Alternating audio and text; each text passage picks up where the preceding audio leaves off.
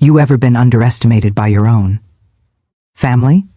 Or had someone say something so outrageous about you you just had to prove them wrong? Well, let me tell you about the day my daughter-in-law told a room full of guests, I doubt she can live alone for more than a year. She's nothing without this family. And yes, they all laughed. They even recorded it. But what happened next? Well, let's just say I gave them a show they'll never forget. It's funny how you can spend your whole life building a home only to feel like a stranger in it in a single moment. That Saturday night started out like any other family gathering. My favorite kind, really. The house was alive with the kind of laughter that bounces off the walls and settles into the corners, the kind that makes you forget about your aching feet and the hours you spent in the kitchen, the smell of roast chicken, my secret recipe, the one everyone always asks for, mingled with the buttery aroma of fresh rolls and the sweet promise of apple pie cooling on the counter. The grandkids were running in and out of the living room, their giggles mixing with the clinking of wine, glasses, and the low hum of conversation. I was in my element, bustling around, making sure everyone had enough to eat, enough to drink, and enough to laugh about. I've always prided myself on being the glue that holds our family together. I'm the one who remembers birthdays, who sends cards for every occasion, who knows everyone's favorite dessert. I'm the one who listens, who smooths over arguments, who makes sure the holidays feel like holidays. And if I'm being honest, I like it that way. Or, at least I thought I did. Jessica, my daughter-in-law, had always been a bit of a wild card. She's sharp, quick with a joke, and never afraid to speak her mind. Sometimes I admired her confidence. Other times I wished she'd just take a breath and think before she spoke. But that night I never saw it coming. We were all gathered around the dining table, plates piled high, glasses refilled when Jessica stood up. She had that look in her eye, the one that usually meant she was about to tell a story or make a toast. She raised her glass and everyone quieted down, expecting something funny or sweet. Instead, she looked right at me, smiled, that tight little smile of hers, and said, I doubt she can live alone for more than a year. She's nothing without this family. For a split second, the room went silent. I could feel every pair of eyes on me waiting to see how I'd react. Then, as if on cue, the laughter started. Not the warm, familiar laughter I loved, but something sharper, almost cruel. Phones came out. Someone even started recording as if this was the highlight of the evening. I looked around the table, searching for a friendly face, someone who might come to my defense, but all I saw were smirks and raised eyebrows. My own son, bless his heart, looked as shocked as I felt, but he didn't say a word. Have you ever wanted the ground to open up and swallow you whole? That was me, right then and there. I felt my cheeks flush, my heart pounding in my chest.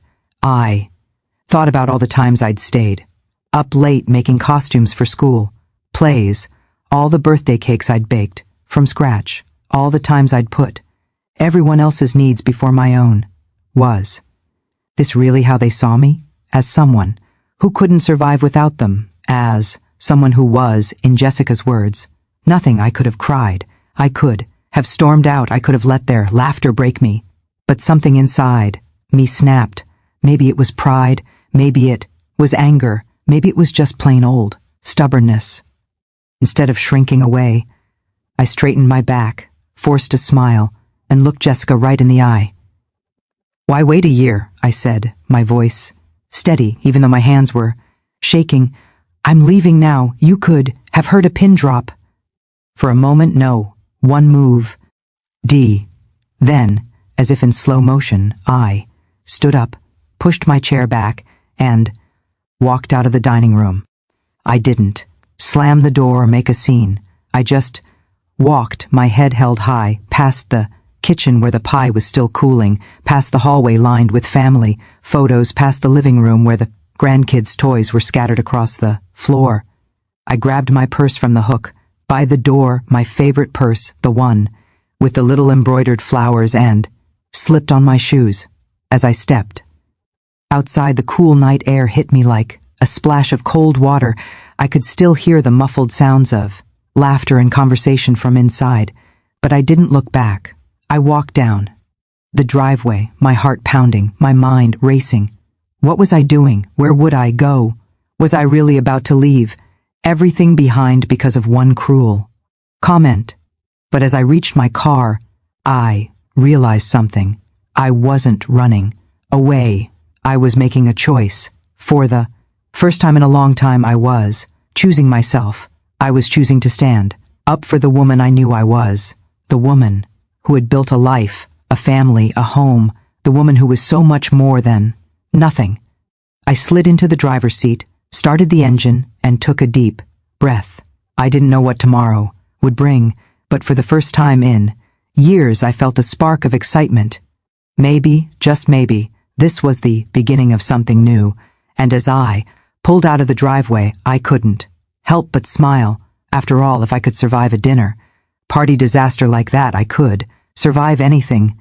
I don't know if you've ever left a place in a hurry, but let me tell you, there's a certain art to it. You have to move quickly, but not so quickly that you look desperate. You have to keep your head up even if your heart is pounding in your chest.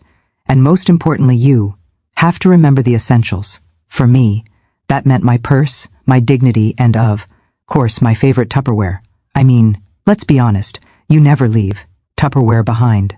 I've lost more lids to family gatherings than I care to admit, and I wasn't about to let Jessica get her hands on my best container. So, with my chin up and my Tupperware tucked under my arm, I walked out the door. The look on their faces, oh, it was priceless. Jessica's mouth hung open. My son looked like he'd just seen a ghost, and the rest of the family sat, frozen, unsure whether to laugh or apologize. For a split second, I almost felt sorry for them, almost. But then I remembered Jessica's words, she's nothing without this family, and any sympathy I had evaporated. I wasn't nothing. I was a woman who'd spent her whole life giving, loving, and holding everyone together, and if they couldn't see that, well, maybe it was time for them to find out what life was like without me. I made it to my car without shedding a tear, which, if you know me, is a small miracle. I'm the type who cries at commercials, weddings, and even the occasional rerun of Little House on the Prairie. But that night, I was running on pure adrenaline. As I pulled out of the driveway, I glanced in the rearview mirror and saw the porch light flicker on. For a moment, I wondered if someone would come running after me, apologize, beg me to stay, but the door stayed closed, and the only thing chasing me was the echo of Jessica's laughter. Driving away, I felt a strange mix of fear and excitement. Could I really do this? Start over at my age? Would I end up talking to my house? Plans for company? Spoiler, I already do. My Fern Gladys is a great listener, and she never interrupts. But this was different. This wasn't just a night out or a weekend away. This was me stepping into the unknown with nothing but my purse, my Tupperware, and a stubborn sense of self-worth. I didn't have a plan, not really. I just drove, letting the quiet of the night settle around me. The roads were empty, the world hushed as if it was holding its breath right along with me.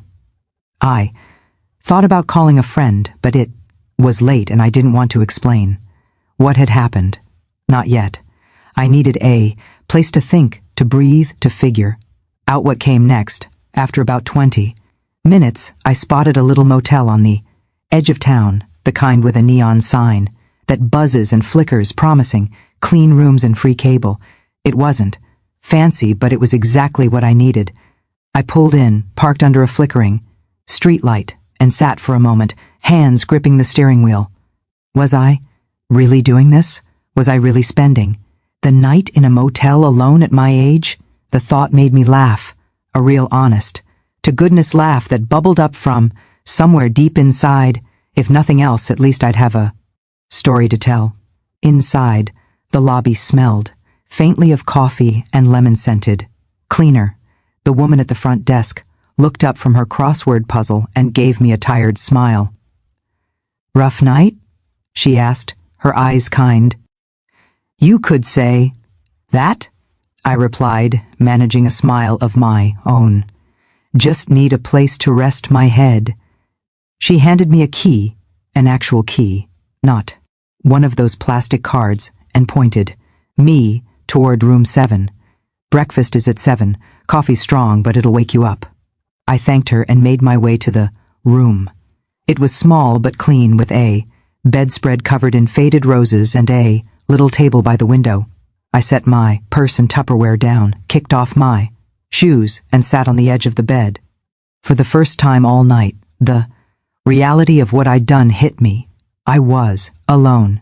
No family, no noise, no one asking for anything, just me in a quiet room with nothing but my thoughts for company. At first, the silence felt heavy, almost suffocating. I kept expecting my phone to ring for someone, to call and demand I come home. But the phone stayed silent, and slowly the quiet began to feel less like loneliness and more like freedom. I could breathe. I could think. I could just be. I made myself a cup of tea with the little kettle in the room, sat by the window, and watched the headlights of passing cars flicker across the wall. I thought about all the years I'd spent putting everyone else first, about all the times I'd swallowed my feelings to keep the peace. Maybe it was time to put myself first for a change. Maybe it was time to find out who I was apart from being a mother, a wife, a grandmother. As I sipped my tea, I realized I wasn't running away. I was running towards something, my own freedom, and maybe, just maybe, a little peace and quiet. For the first time in a long time, I felt a spark of hope. Tomorrow was a new day, and for once it belonged to me. There's something about a quiet motel room at night that makes you feel both invisible and exposed at the same time.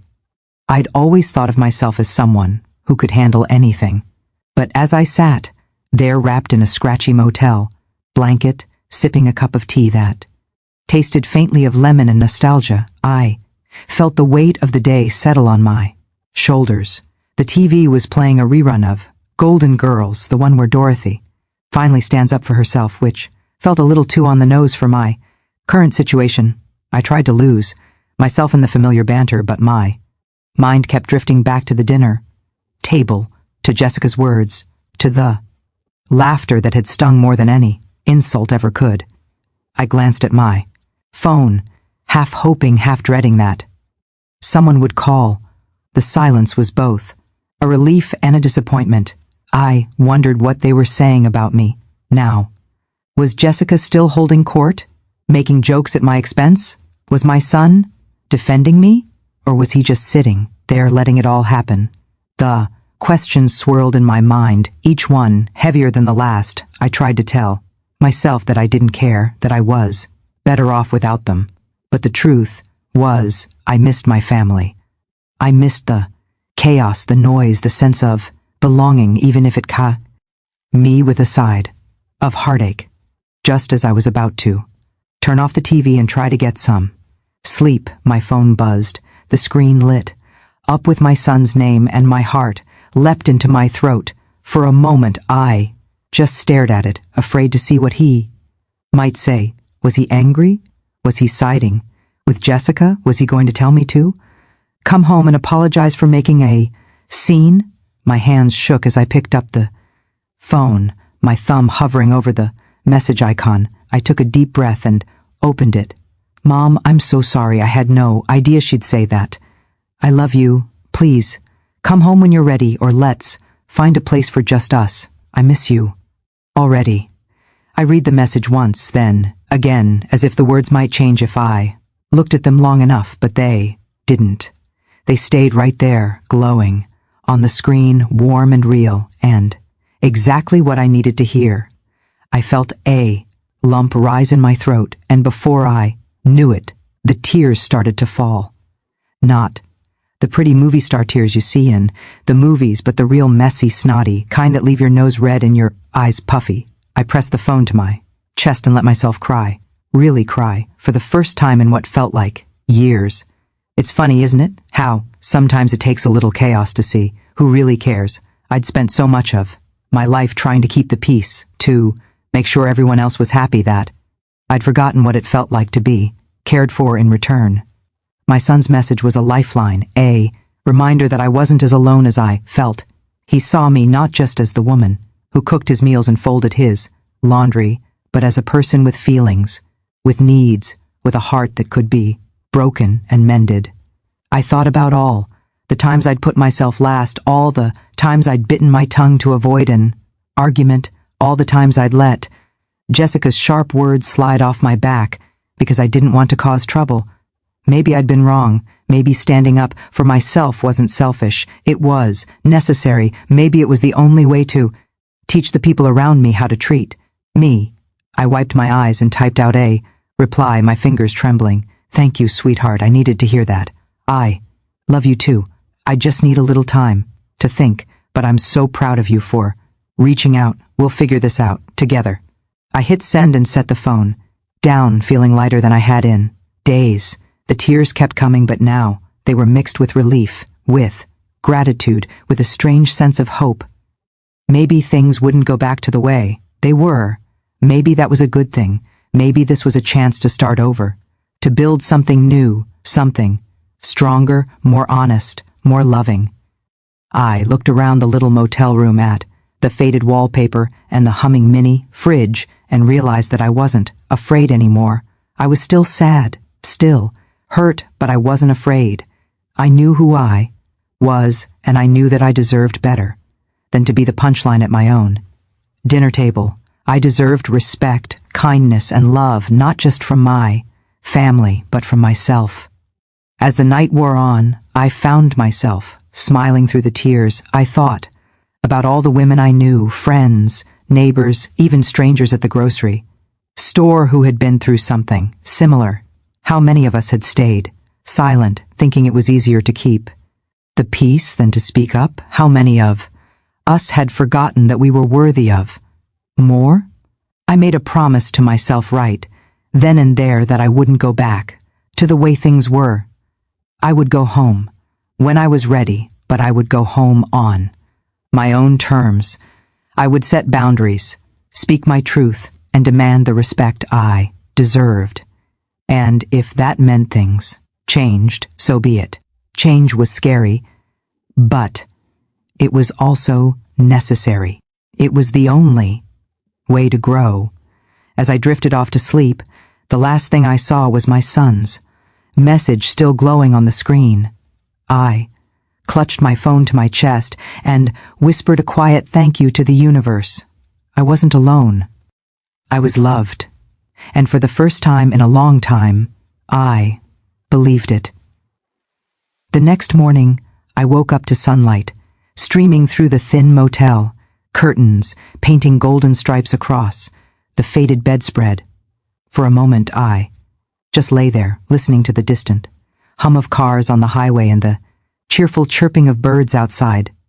It was the first time in years I'd woken up without a to-do list running through my mind, without the weight of someone else's expectations pressing down on my chest. I stretched, feeling the stiffness in my back, and smiled to myself. I was still here. I had survived the night, the storm, and the sting of Jessica's words, and to my surprise, I felt a sense of possibility blooming inside me, a quiet, persistent hope that maybe, just maybe, this was the start of something new. I made myself a cup of motel coffee strong enough to wake the dead, but exactly what I needed, and sat by the window watching the world wake up. I thought about all the mornings I'd spent rushing around, making breakfast for everyone else, packing lunches, finding lost shoes, smoothing over arguments before they could ruin the day. I thought about how I'd always put myself last, convinced that was what good mothers and wives did. But as I sipped my coffee, I realized something had shifted. I wasn't nothing without them. I was me, and that was more than enough. My phone buzzed, and I saw a new message from my son. "Good morning, Mom. Call me when you're up. I love you." My heart softened.